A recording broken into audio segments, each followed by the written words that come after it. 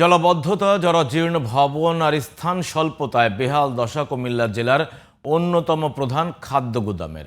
নগরীর ধর্মপুর অবস্থিত গুদামের বেশিরভাগ ভবন অকেজো হয়ে আছে এক যুগের বেশি সময় ধরে। সংস্কার নিয়ে একনেক প্রকল্প প্রস্তাব জমা দেয়া থাকলেও আলোর মুখ দেখেননি তা।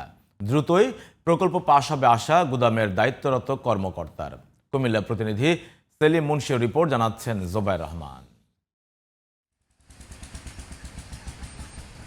জেলার ধর্মপুরে ১৪টি ভবন নিয়ে ১৯৫২ সালে কার্যক্রম শুরু করে জেলার প্রথম শ্রেণীর এই খাদ্য গুদামটি।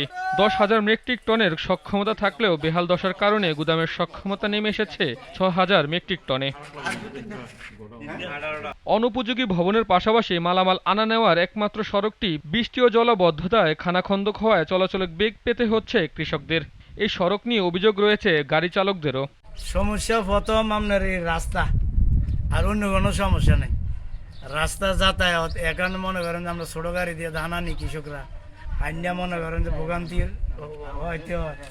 গুদামের ভিতরে পানি আর পানি, আর বিশাল বড় বড় গর্ত মাঝখানে।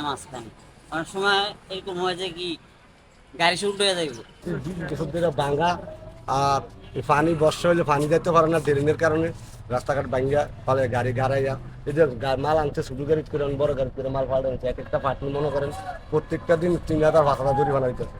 একনেকে এই গুদাম সংস্কারের প্রস্তাব অনুমোদন হলে দ্রুত সময়ে কাজ বাস্তবায়ন হবে বলে জানালেন খাদ্য গুদামের এই কর্মকর্তা।